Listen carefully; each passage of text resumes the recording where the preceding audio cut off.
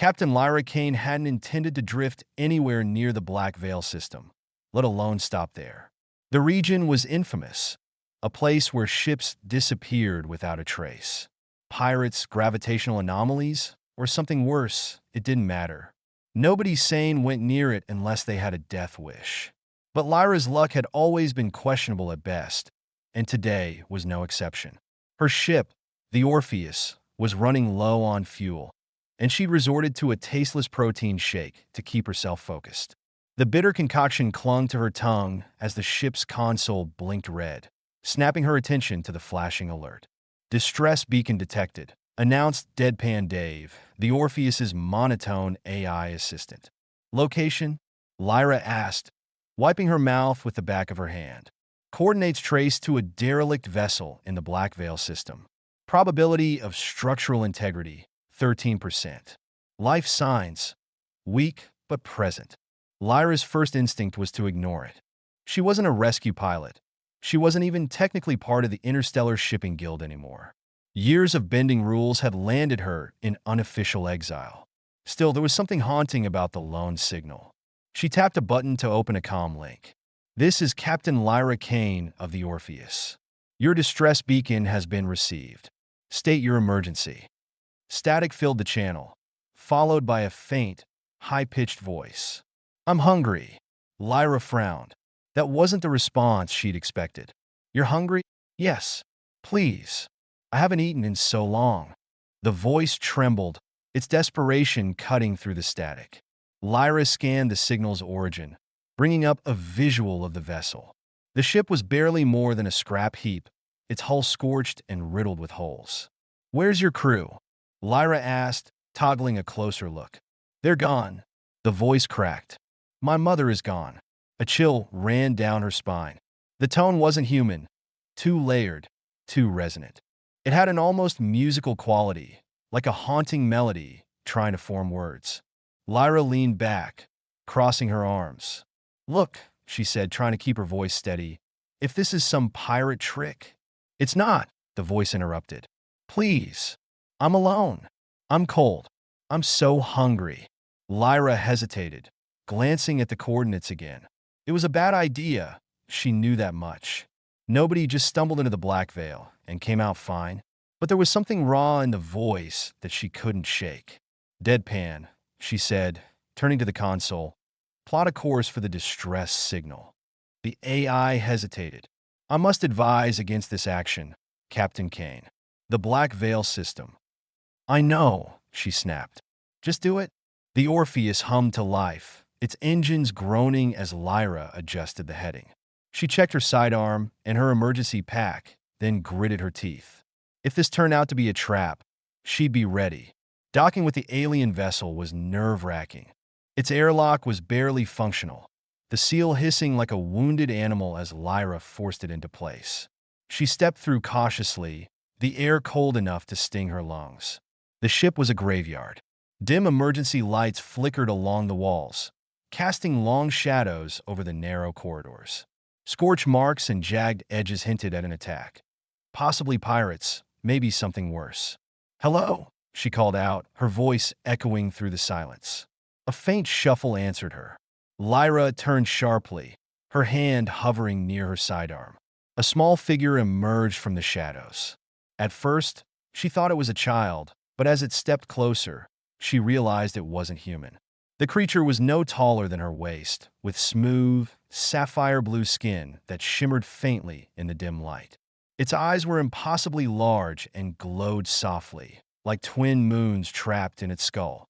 Lyra lowered her hand, but didn't let go of the weapon entirely. "You're the one who sent the signal?"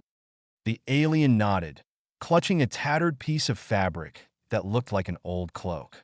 It was dirty and frayed, its edges blackened. "Name's Lyra," she said, keeping her voice steady. "What's yours?" The alien hesitated. "Drixel." "Well, Drixel," Lyra said, eyeing his trembling form. "You look about one strong gust of wind away from collapsing. You said you were hungry?" Drixel nodded again. Lyra reached into her emergency pack and pulled out a nutrient bar. She tossed it to him, and he caught it with surprising speed. The moment his small hands touched the wrapper, He tore it open and devoured the bar in seconds. His sharp teeth worked with frantic energy, as if he hadn't eaten in weeks. "Slow down, kid," she said, her tones softening despite herself. Drixel blinked up at her, his glowing eyes filled with uncertainty. You're not going to leave me here?" Lyra sighed, glancing around the ruined ship. "Where's the rest of your crew? What happened to them?" Drixel's grip tightened on the cloak. His voice dropped to a whisper. "They're gone. Pirates came. They took everything. My mother tried to stop them. She didn't make it." A lump formed in Lyra's throat. She knelt to his level, her gaze meeting his. "How long have you been out here?" "I don't know." "Too long. The power's failing." "I thought I was going to die." Lyra's mind raced. This wasn't what she'd signed up for, but she couldn't just leave him here. "Okay, listen. We're getting out of here. You're coming with me." Drixel stared at her, his eyes wide with disbelief. "Really?" "Yeah," Lyra said, standing. "But you better not bite me, or I'm putting you right back where I found you." For the first time, Drixel smiled. It was small and hesitant, but it was there. Lyra felt a strange warmth in her chest as she led him back to the Orpheus. As the Orpheus pulled away from the wreckage, Lyra watched the derelict ship shrink into the distance. The black veil loomed ahead, a vast expanse of dark stars and unknown dangers. In the co-pilot's seat, Drixel had fallen asleep, his small frame wrapped in one of her spare thermal blankets. His head rested against the console, and his glowing eyes had dimmed to a faint flicker. Lyra exhaled, the weight of her decision settling in. She didn't know what lay ahead, but she knew one thing for certain. The black veil had claimed enough lives. She wasn't going to let it take his. Lyra Kane had expected Drixel to sleep for hours, maybe even a full day. After all, the little alien looked like he'd been running on fumes for weeks. Instead, he woke barely an hour later, sitting upright in the co-pilot's chair with wide, glowing eyes. "Where are we going?" he asked, his voice soft but steady. Lyra glanced at him, surprised by the directness. "Somewhere safer than where you were." She adjusted the ship's heading. "We're skirting the edge of the black veil. Once we're clear, I'll find a refueling station. Then we'll figure out what to do with you." Drixel frowned, pulling the thermal blanket tighter around his small frame. "What to do with me?" "Well," Lyra said, "you didn't think I'd keep you, did you? I'm not exactly running an orphanage here." His shoulders slumped, and Lyra immediately felt a pang of guilt. She softened her tone. "Listen, kid, you're better off with someone who knows what they're doing. I'm not great with people." "I'm not people," Drixel said, tilting his head. "That's not the point," she shot back, though his observation made her grin despite herself. Drixel's eyes flitted to the controls, scanning the buttons and switches with an intensity that caught her attention. "Your ship talks," he said. "Is it alive?" Deadpan Dave? "Nah, just an AI. About as alive as a toaster." "It's old," Drixel said, tracing a finger along the worn edges of the console. "But well cared for." Lyra stiffened. "The Orpheus is solid. She's gotten me through things most ships wouldn't survive." The way Drixel nodded, his expression thoughtful, made her uneasy. For someone who looked so fragile, he carried himself with a surprising calmness. When Lyra finally stepped away to grab another ration bar, Drixel slipped out of the co-pilot's seat and followed her into the galley. The ship wasn't big, just a freighter modified to handle long, solitary hauls, so the distance between the cockpit and galley was short. "What's that?" Drixel asked, pointing to the glowing device mounted on the wall. "Power regulator," Lyra replied, keeping her answer curt. "Why is it humming like that?" Lyra froze mid-step. She turned to the regulator, listening closely. Sure enough, the hum had a sharpness she didn't like. "Damn it," she muttered, rushing to the controls. "It's overheating. That's the last thing I need right now." Drixel stepped closer, his gaze narrowing. "May I?" Lyra hesitated. "You know what you're looking at." Drixel didn't answer. Instead, he reached up, his slender fingers surprisingly steady, and tapped 3 small nodes along the regulator's casing. The hum immediately softened, the sharpness gone. Lyra stared at him. "How did you know to do that?" He shrugged. "We learn things when we have to." Later, When the ship's system stabilized and Lyra felt the tension in her chest ease, she leaned back in the cockpit and studied Drixel as he sat across from her, nibbling another ration bar. "You're full of surprises," she said. Drixel blinked, tilting his head. "Because I fixed your ship?" "No," Lyra said, "because you're not falling apart after everything you've been through. You lost your mother. You've been stuck on that floating coffin of a ship for who knows how long. But here you are, like nothing happened." Drixel set the ration bar down, his expression unreadable. "It's not that I don't feel it," he said. "I just don't show it. If I start falling apart, who's going to hold me together?" Lyra didn't reply. She saw a flicker of herself in the way he spoke, the way he carried his pain like a shield. "Well," she said after a moment, "at least you're useful. You fix things, you eat quietly, and you don't scream at turbulence. That's more than I can say for most people I've met." Drixel's lips twitched, almost forming a smile. Hours passed as the Orpheus cruised through safer regions of space. Lyra stayed at the controls, watching for any signs of pursuit. The Black Veil wasn't just dangerous for its strange anomalies. It was also a known hideout for scavengers and mercenaries. "I never asked," Lyra said, breaking the silence. "What are you? Your species, I mean?" Drixel hesitated. "Trevrani." Lyra frowned. She'd heard the name before, though it wasn't common. "The Coalition keeps tabs on your kind, don't they? Something about protection protocols." Drixel nodded slowly. "They say they protect us, but it's more like they keep us trapped. We don't get to leave our home world without permission. My mother and we didn't have permission." Lyra's stomach tightened. "So you're fugitives." "We're fugitives," Drixel corrected, his voice softer. "She didn't survive." Lyra didn't press further. The weight in his tone told her everything she needed to know. As the ship moved into the quieter reaches of the galaxy, Lyra's mind wandered to the child sitting beside her. She'd picked him up on instinct, and now she was stuck with him. But there was something about the way he carried himself, resourceful, observant, and strangely composed for someone so young. "Drixel," she said, "what would you have done if I hadn't come along?" He didn't look at her as he answered. "I would have waited for another ship. And if no one else came?" He finally met her gaze, his luminous eyes calm but unyielding. "Then I would have died." The simplicity of his answer silenced her. There was no bitterness in his voice, no anger. Just a quiet acceptance that made her chest ache. Lyra turned her attention back to the console, her jaw tightening. She didn't know what kind of life Drixel had ahead of him, but she knew one thing. As long as he was on her ship, she wasn't going to let him give up. The Orpheus sailed through the vast emptiness of space, leaving the jagged fringes of the Black Veil system behind. Lyra leaned back in her chair, exhaustion pulling at her muscles. The cockpit was dim, the main console casting a faint glow over her face. Drixel sat beside her, bundled in the thermal blanket, his wide, glowing eyes watching the stars with a quiet intensity. "You look like you've got something on your mind," Lyra said, breaking the silence. Drixel didn't answer immediately. His gaze flickered to the console, then back to the viewport. "Do you think they'll come after us?" Lyra sighed, resting one boot on the edge of the console. "The Coalition? They don't let go of things easily. But they'll have a hard time finding us out here. The Black Veil scrambles most tracking systems." He nodded, but his posture didn't relax. Lyra couldn't blame him. She didn't trust the comm either.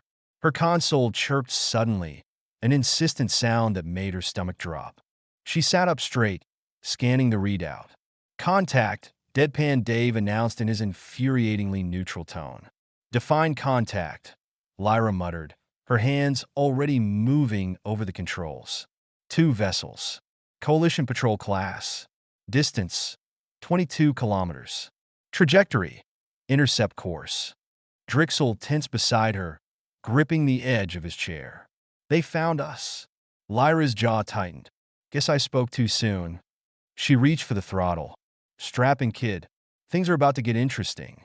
The Orpheus surged forward, her engines roaring as Lyra pushed them to their limits. The old ship groaned in protest, but she held steady. The patrol ships followed, their sleek, triangular frames cutting through space with precision. "They're faster," Drixel said, his voice calm despite the tension in his glowing eyes. I know, Lyra replied through gritted teeth. But speed isn't everything.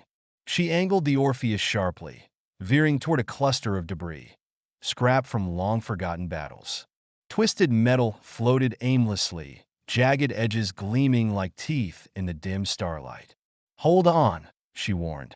The Orpheus weaved through the debris field, its thrusters firing in short, controlled bursts. Lyra's hands moved instinctively, years of flying on the edge of disaster, guiding her every move.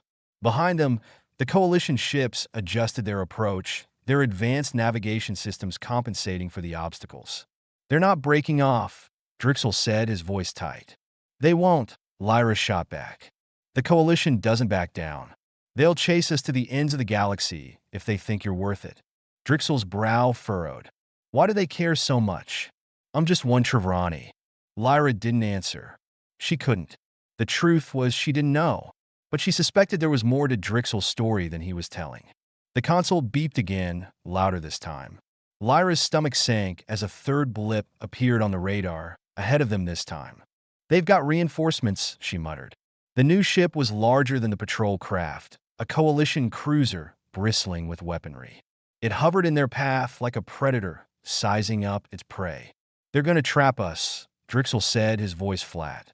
Not if I have anything to say about it, Lyra replied. She slammed the throttle forward, aiming the Orpheus directly at the cruiser.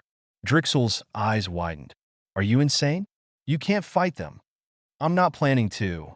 The cruiser fired, a volley of bright red lasers streaking toward them. Lyra yanked the controls, sending the Orpheus into a sharp roll.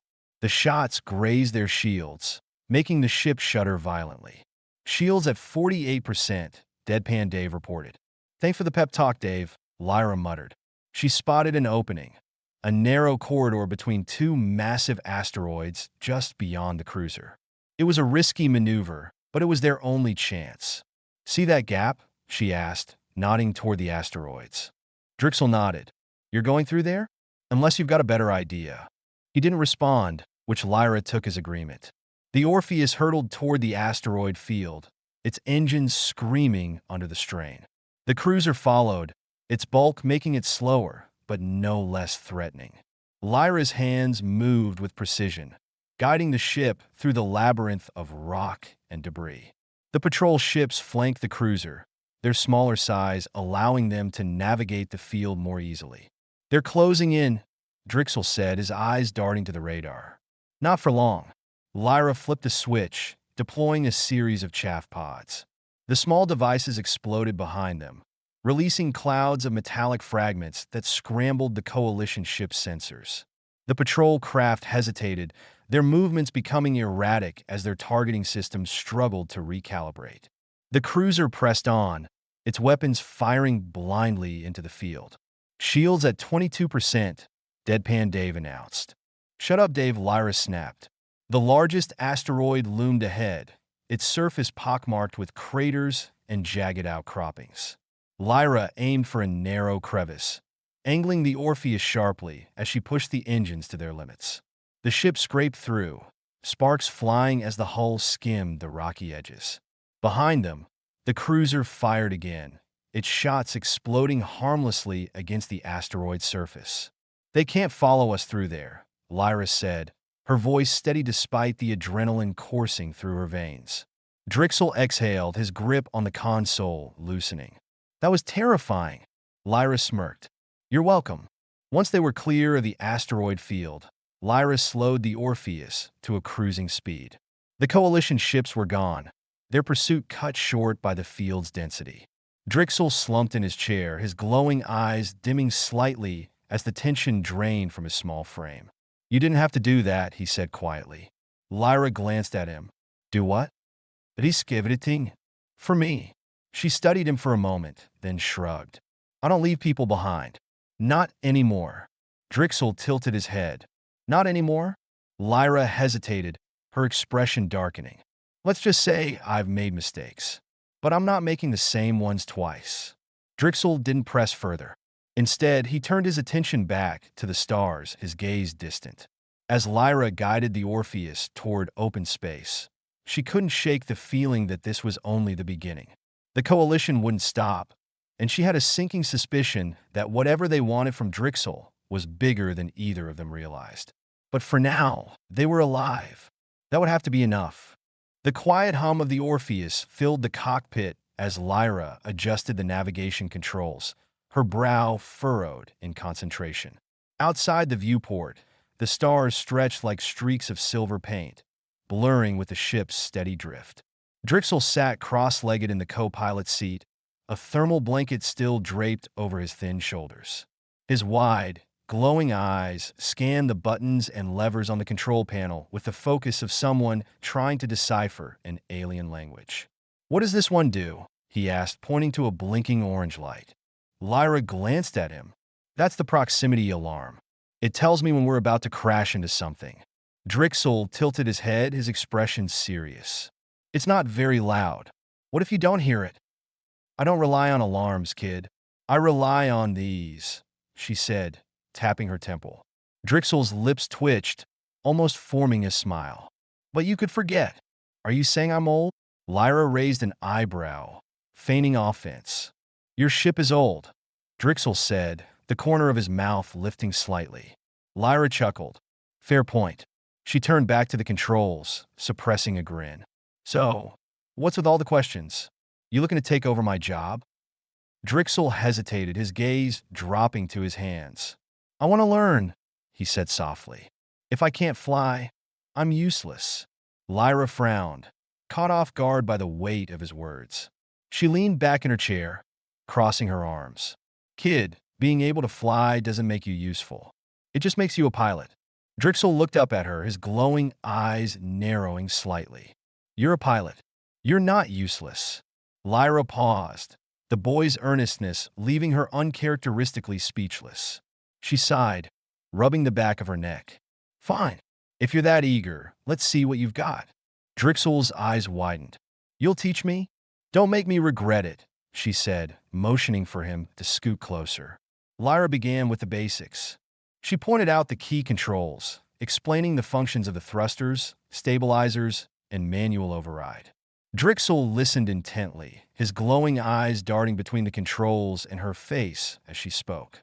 "Flying isn't about knowing what every button does," Lyra said. "It's about instincts. You have to feel the ship, anticipate how it'll react before it does." Drixel frowned. "How do I feel the ship? It's made of metal." Lyra smirked. "Not literally, genius. It's like tuning into a song. You listen, and eventually you understand the rhythm." Drixel nodded, though his expression remained skeptical. "What if I don't get it?" "You will," Lyra said firmly. "Or we'll crash, and then it won't matter." Drixel's eyes widened in alarm, and Lyra laughed. "Relax. I've got backup controls. I'm not letting you kill us on your first lesson."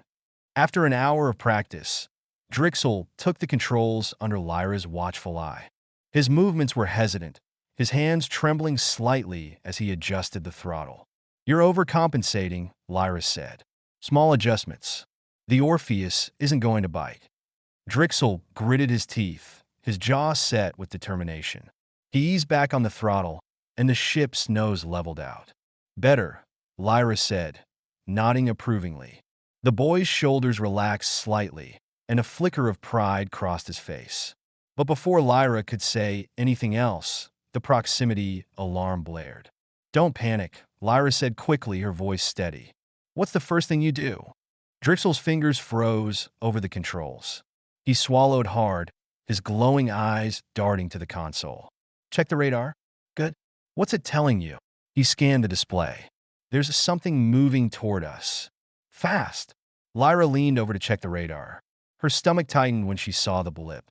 "That's no asteroid," she muttered. The ship rocked suddenly, the distant sound of laser fire echoing through the hull. Lyra's hands shot to the controls, pulling the ship into an evasive roll. "What's happening?" Drixel asked, his voice rising. "Trouble," Lyra said through gritted teeth. "Buckle up." The Orpheus spiraled out of the laser's trajectory, the cockpit shaking violently. Lyra's fingers moved in a blur, rerouting power to the rear shields as another shot glanced off the ship's hull. Deadpan, she barked. Give me a visual on that attacker. The AI complied, bringing up a feed on the main display. A sleek, predatory ship loomed behind them, its dark hull bristling with weapons. Coalition? Drixel asked, his voice trembling. Lyra shook her head. No markings. This one's freelance. Pirates? Probably, Lyra said. Or worse. Either way, they're not here for a friendly chat. The Orpheus jolted again as the attacker fired another volley. Lyra's mind raced. The Orpheus wasn't built for combat, but she knew her ship's quirks better than anyone. Drixel, she said, her tone sharp. See that lever on your left? Pull it halfway. Drixel obeyed, his small hand trembling as he moved the lever. The ship's engines roared, and the Orpheus shot forward. What did I just do? He asked. Rerouted power to the thrusters, Lyra said. We're burning fuel faster, but it'll keep us ahead of them. Drixel's eyes widened. For how long? Lyra didn't answer. She was too busy scanning for an escape route. The radar showed a cluster of debris up ahead, scrap from old mining operations. Kid, you trust me? She asked. Drixel hesitated. Yes. Good. Then don't scream. Lyra yanked the controls, sending the Orpheus into a sharp dive toward the debris field. The ship barreled through the tangled maze of metal and rock, the proximity alarm blaring incessantly. The pirate ship followed, its weapons firing wildly as it tried to keep up. Lyra maneuvered with precision, weaving through narrow gaps and using the debris as cover. Drixel gripped the console, his knuckles white. We're gonna hit something, he said, his voice tight. Not if you keep quiet and let me work, Lyra shot back. A piece of metal scraped against the hull, making the ship shudder. Lyra winced but didn't slow down. She spotted an opening ahead, a narrow tunnel carved through a massive asteroid. That's our exit, she said, pointing. It's too small, Drixel said. It'll fit, Lyra replied. Barely. The Orpheus shot into the tunnel, sparks flying as the ship's wings scraped the edges. Behind them, the pirate ship hesitated, its larger frame unable to follow. When they emerged on the other side, Lyra exhaled a breath she hadn't realized she was holding. Drixel looked at her, his glowing eyes wide. You're insane. Lyra smirked. Maybe, but we're alive, aren't we? As the Orpheus returned to open space, Lyra slowed the engines and leaned back in her chair. The adrenaline ebbed, leaving her body heavy with exhaustion. Drixel sat quietly for a moment, then turned to her. Can we finish my lesson? Lyra blinked, then burst out laughing. You've got guts, kid. I'll give you that. He smiled, the first genuine smile she'd seen from him. Fine, she said. Let's see if you can keep us alive a little longer. Lyra had been to a lot of scrappy outposts in her time, but this one felt particularly grimy. The air clung to her skin, thick and metallic, and the faint hum of malfunctioning systems echoed through the narrow corridors. She adjusted her jacket, her hand brushing the comforting weight of her sidearm. Drixel trailed behind her, his small frame practically swallowed by the thermal jacket she'd insisted he wear. His glowing eyes darted to every noise, every shadow, and she could see the tension in the way his shoulders hunched. Stick close, she said, glancing back at him. This isn't the kind of place where people ask questions.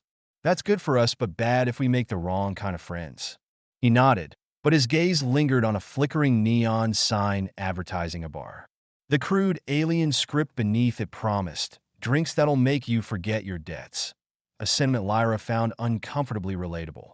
This place smells weird, Drixel said, wrinkling his nose. That's the smell of desperation, Lyra replied, leading him into the market. The market was a chaotic sprawl of mismatched stalls and shouting vendors. Creatures of all shapes and sizes haggled over everything from spare ship parts to questionable-looking food. The air buzzed with the sound of conversation, punctuated by the occasional clatter of dropped merchandise. Lyra stopped at a stall run by a burly alien with rough, scaly skin and a perpetual sneer. He leaned on the counter, his dark eyes scanning her as if measuring how much trouble she might be. I need fuel and provisions, Lyra said, setting a small bag of credits on the counter.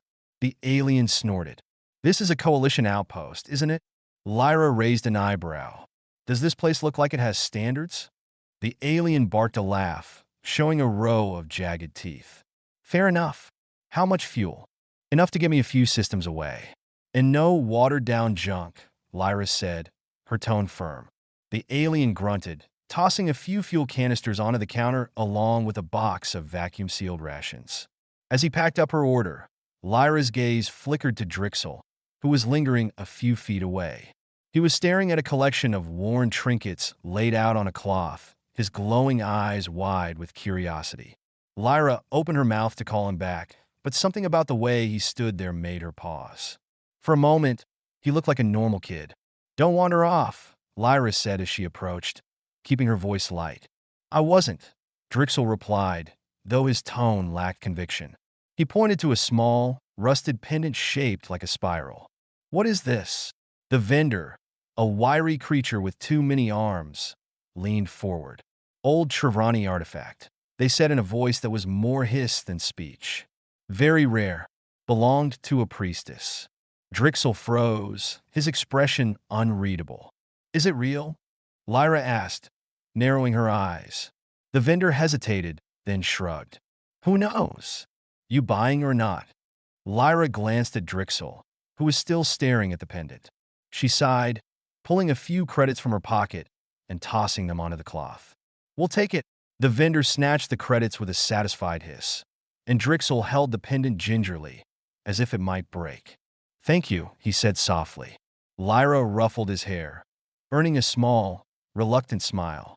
"Let's get out of here before someone decides they like the look of my credits more than I do." They hadn't made it far when Lyra felt the prickle of eyes on her back. She slowed her pace, her hand drifting toward her sidearm as she scanned the crowd. "Drixel," she murmured. "Stay close." "What's wrong?" he asked, his voice low. "Probably nothing," she lied. A shadow moved in her peripheral vision. She turned sharply, her fingers tightening on her weapon. A hooded figure stepped out of the crowd, their face obscured but their intent clear in the way they moved. Calm, deliberate, predatory. Lyra positioned herself between Drixel and the stranger. "Can I help you?" she asked, her voice cold. The figure didn't respond. They stopped a few feet away, tilting their head as if studying her. Then their gaze shifted to Drixel, and Lyra's stomach twisted. "He doesn't belong with you," the stranger said, their voice rough and low. Lyra drew her sidearm, leveling it at the figure's chest. "You've got 3 seconds to explain yourself before I make this very unpleasant." The stranger raised their hands slowly, but there was no fear in their movements. "You don't understand what you're protecting." "The boy. His name is Drixel," Lyra interrupted. "And if you don't start talking sense, I'm going to assume you're a threat." The stranger sighed, their shoulders sagging slightly. "The Trevrani aren't like other species. That boy carries something dangerous, whether he knows it or not." Lyra's grip on her weapon tightened. "You're going to need to be a lot more specific." Before the stranger could answer, the crowd shifted. 2 more figures emerged, flanking the first. They were coalition enforcers, their sleek uniforms unmistakable even in this lawless outpost. Lyra's pulse quickened. "Drixel, run," she said, her voice low and steady. "What about you?" he asked, his voice trembling. "Just go." Drixel hesitated for a fraction of a second before bolting into the crowd. Lyra turned her attention back to the stranger and their enforcers. "You've made a mistake," she said, her smile sharp and dangerous. The enforcers lunged, and Lyra moved like lightning. She fired 2 shots, the blaster bolts searing through the air. The first enforcer went down with a grunt, while the second dove for cover. The stranger didn't flinch. "You can't protect him forever," they said, their voice calm despite the chaos. Lyra smirked. "Watch me." She turned and sprinted after Drixel, weaving through the panicked crowd. The market was a blur of movement and noise, but she spotted him near the edge of the platform, clutching the pendant tightly. "Come on, kid," she said, grabbing his arm. Together, they ran toward the Orpheus. Once they were safely aboard, Lyra slammed the hatch shut and locked it. She leaned against the door, her breath coming in short gasps. Drixel stood nearby, his face pale and his glowing eyes wide. "Why did they come after me?" I don't know, Lyra admitted, her voice softening. But we'll figure it out. Drixel hesitated, then held out the pendant. Do you think this has something to do with it? Lyra stared at the spiral-shaped trinket, a cold knot forming in her stomach. Maybe, she said, but we're not sticking around to ask questions. As the Orpheus lifted off, Lyra glanced at Drixel, who had settled into the co-pilot's seat. He looked small and uncertain, but there was a quiet determination in his expression. We'll get through this, she said, her voice firm. Drixel met her gaze and nodded. For the first time, Lyra allowed herself to believe it might be true. The Orpheus drifted in the cold expanse of space, its engines idling quietly as Lyra sat in the cockpit, staring at the spiral pendant resting in her palm. Its edges were rough, worn down by time, but it radiated an unsettling weight, as if it held answers she wasn't ready to face. Behind her, Drixel sat cross-legged on the floor, organizing a box of spare parts. His movements were methodical, but she could feel his tension in the silence between them. You've been staring at that thing for an hour, he said, finally, breaking the quiet. Lyra sighed, closing her fingers around the pendant, trying to figure out if this little trinket is worth the trouble it's bringing us. Drixel glanced up, his luminous eyes narrowing slightly. What if it's not the pendant? What if it's just me? Lyra turned to face him. You're not the problem, kid. The problem is everyone else thinking they own you. His gaze dropped to the floor. But why me? Why does the Coalition care so much? That's what we're going to find out, she said, her tone firm. But first, we need to make sure we're not dragging a beacon for every bounty hunter in the galaxy. Lyra set a course for a remote asteroid field known as Deadlight Drift, a lawless zone where Coalition patrols rarely ventured. It wasn't much more than a scattering of rocks orbiting a dying star, but it was also home to one of Lyra's oldest contacts, an information broker named Karis. If anyone could shed light on the pendant or Drixel situation, it was him. As the Orpheus neared the drift, the star's dim glow bathed the cockpit in hues of deep orange. Drixel stood beside her, his small hands gripping the edge of the console. Is this Karis guy trustworthy? He asked. Not even a little, Lyra replied, smirking. But he knows things, and he owes me a favor. Kind of. That doesn't sound reassuring. Welcome to my life, she said, punching in the final docking sequence. The landing platform was little more than a patchwork of metal plates bolted onto a massive asteroid. Lyra stepped off the Orpheus with Drixel close behind, her hand resting lightly on her sidearm. The air inside the station was stale, thick with the scent of oil and something faintly metallic. The corridors were dimly lit, the flickering lights casting erratic shadows. Karis's office was tucked into a corner of the station, marked by a door that looked like it had been salvaged from a shipwreck. Lyra knocked twice, then pushed it open without waiting for an invitation. Inside, Karis sat behind a desk cluttered with monitors, data drives, and half-empty cups of something that smelled like vinegar. He was a wiry man with sharp features and a perpetual smirk that made him look like he knew more than he was willing to share. Lyra Kane, he said, leaning back in his chair. I was wondering when you'd darken my doorstep again. Cut the charm, Karis, Lyra said, tossing the pendant onto the desk. What do you make of this? Karis picked it up, turning it over in his slender fingers. His smirk faded as his brow furrowed. Where did you get this? Why does it matter? Lyra asked. Karis set the pendant down carefully, his gaze shifting to Drixel. Because this isn't just some trinket. It's a Trevrani key. Drixel's eyes widened. A key to what? Karis hesitated, then leaned forward. It's linked to something ancient. The Trevrani call it the Anima Nexus, a kind of repository for knowledge and power. The Coalition's been chasing Trevrani artifacts for decades, trying to unlock it. But only a Trevrani can activate the key. Lyra's stomach tightened. And let me guess, that makes Drixel a walking target. Karis nodded grimly. If the Coalition knows he has this, they won't stop until they have him. Back on the Orpheus, Lyra paced the cockpit, her mind racing. Drixel sat silently in the co-pilot's seat, clutching the pendant as if it might slip away. Why didn't my mother tell me about this? He asked finally, his voice trembling. Maybe she didn't want you carrying the weight of it, Lyra said. Maybe she thought she could protect you from all this. Drixel shook his head. She told me to run, to survive, but she didn't tell me why. Now I'm being hunted, and I don't even know what they want me to do. Lyra stopped pacing and crouched in front of him. Listen to me. You're not alone in this anymore. Whatever's coming, we face it together. Got it? His glowing eyes searched hers, and after a moment he nodded. Got it.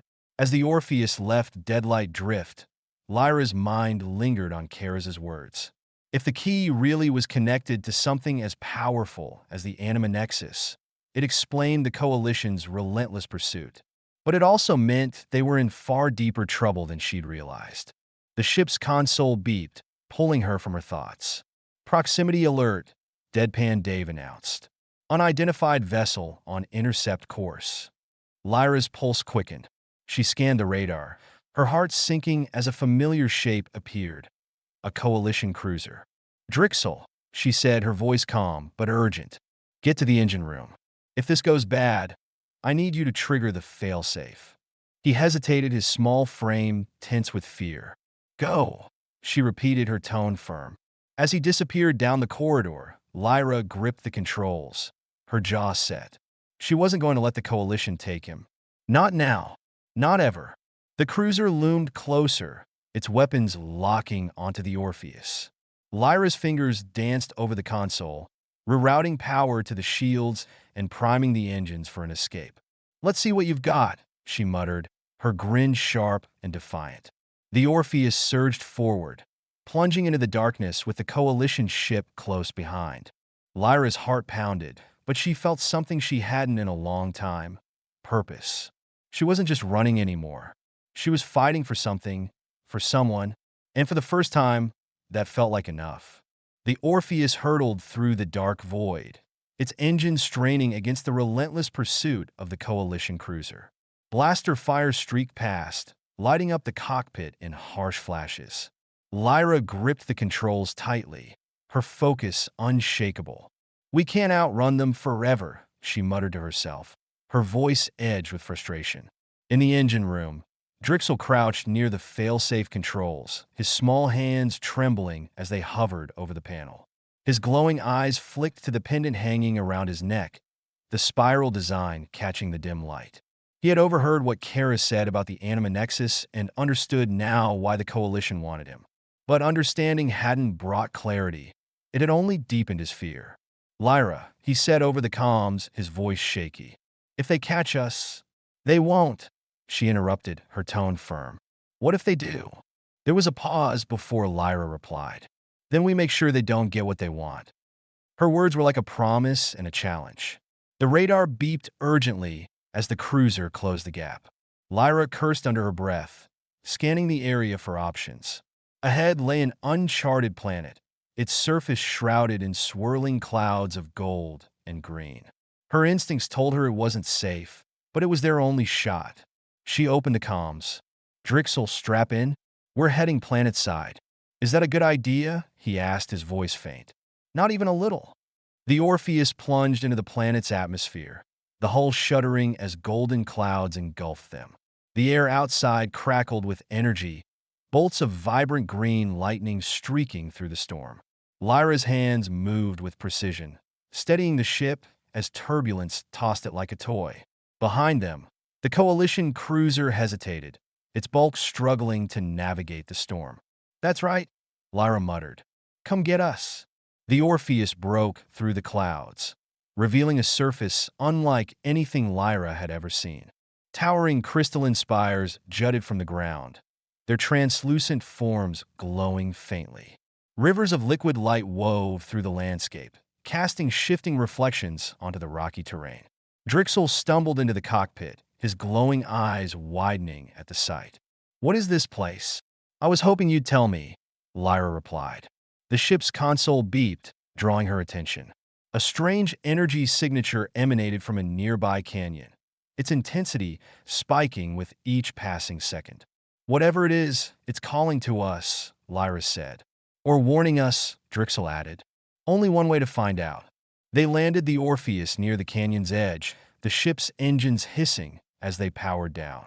Lyra grabbed her sidearm and a flashlight, motioning for Drixel to follow. The air outside was charged, each breath tingling in their lungs. Drixel clutched the pendant tightly as they descended into the canyon, the spiral design glowing faintly in response to the surrounding energy. The walls of the canyon pulsed with light, intricate patterns forming and dissolving like a living tapestry. At the center of the canyon floor stood a massive stone archway, its surface etched with symbols that mirrored those on the pendant. "This is it," Drixel said, his voice a whisper. Lyra nodded. "Do you know what to do?" "No," he admitted, his hands trembling. "Then we figure it out together." The pendant's glow intensified as Drixel approached the archway. When he held it up, the symbols on the stone flared to life, bathing the canyon in a blinding light. A deep hum resonated through the air, shaking the ground beneath their feet. Lyra steadied herself, her eyes fixed on Drixel. "Whatever happens, I've got your back." The hum reached a crescendo as the archway's center filled with swirling light, forming a portal. Through it, Lyra glimpsed a shimmering landscape of impossible beauty, towering structures, endless skies, and a pulsing core of energy that seemed alive. "The Anima Nexus," Drixel whispered. Before Lyra could respond, the sound of engines roared overhead. The Coalition cruiser had found them, its searchlights piercing the canyon's depths. "They're here," Lyra said, her voice tense. "We need to move." Drixel hesitated, his gaze fixed on the portal. "What if they destroy it? They won't if we use it first." He looked at her, fear and determination warring in his luminous eyes. "You go with me?" Lyra placed a hand on his shoulder. "Kid, I didn't come this far to leave you now." The portal pulsed as they stepped through, the sensation like being pulled through a rushing river. When they emerged, the Coalition and the storm were gone, replaced by a vast expanse of glowing fields and crystalline structures. Drixel stumbled, and Lyra caught him, her grip steady. "We made it," she said, her voice filled with wonder. The Nexus radiated warmth, its energy flowing around them like a gentle current. Lyra felt a strange sense of calm, as if the place recognized them. "What now?" Drixel asked, clutching the pendant. Lyra smiled faintly. "Now, we figure out what this place is and why it's so important." Back on the Orpheus, they watched the Nexus from the ship's viewport. Its light bathed the horizon, endless and serene. Drixel sat beside her, the pendant still glowing faintly. "Do you think they'll find us here?" "Maybe," Lyra said. "But if they do, they'll regret it." He chuckled softly, leaning back in his chair. For the first time, he looked at peace, his fear replaced by something stronger. Hope. Lyra glanced at him, a small smile tugging at her lips. "You know, kid, you've got a lot more fight in you than I gave you credit for." Drixel met her gaze, his glowing eyes steady. "I learned from the best." As the Orpheus floated in the endless expanse, Lyra realized she'd found something she hadn't known she was looking for. A reason to keep going, a family worth fighting for. And, for the first time in a long time, she felt whole.